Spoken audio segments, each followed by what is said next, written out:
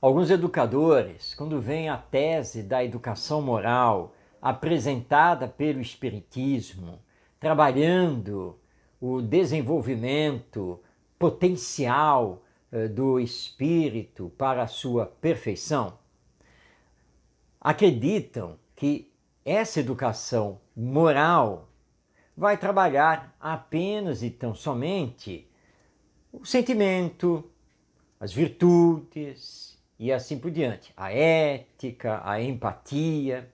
Claro que isso faz parte da educação moral.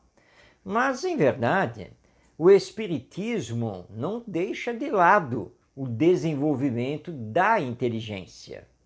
Mesmo porque os espíritos superiores nos explicam em O Livro dos Espíritos que normalmente o primeiro desenvolvimento que acontece é o da inteligência, para na sequência o ser humano iniciar o desenvolvimento moral. É assim que acontece. Por quê?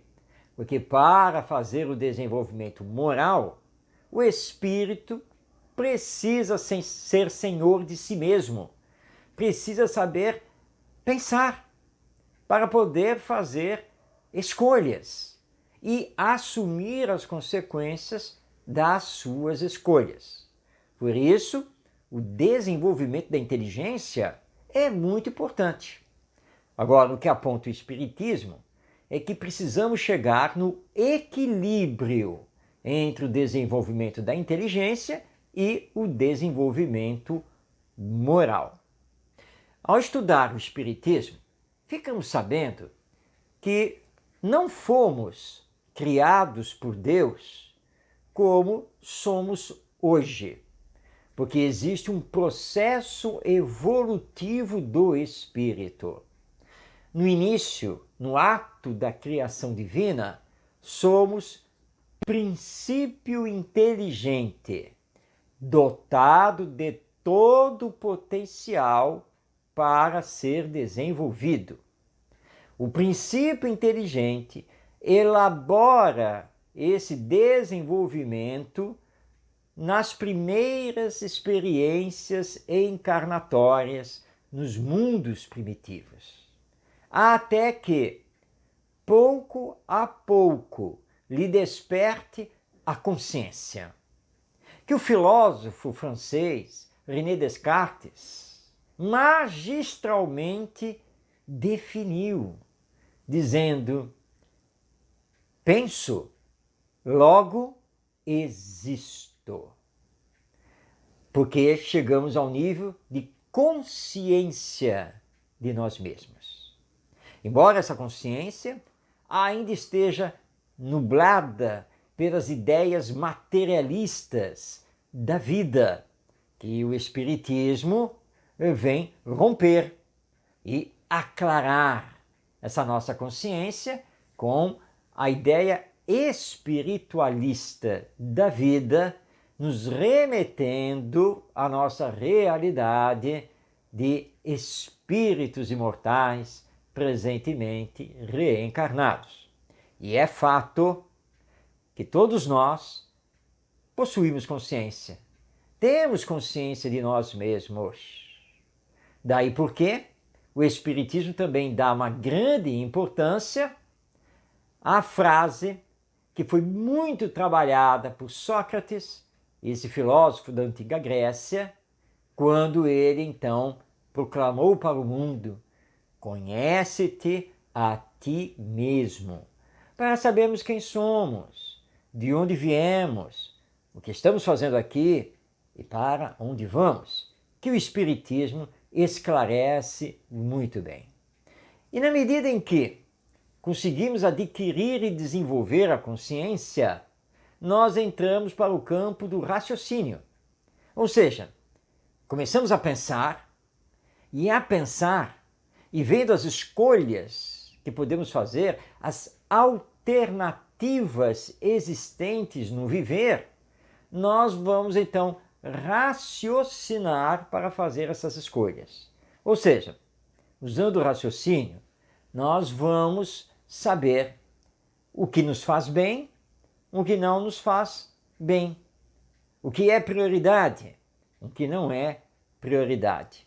E aqui podemos trazer o apóstolo Paulo de Tarso, quando ele diz que ele não conseguia fazer todo o bem que desejava fazer e às vezes fazia o mal que ele não desejava fazer.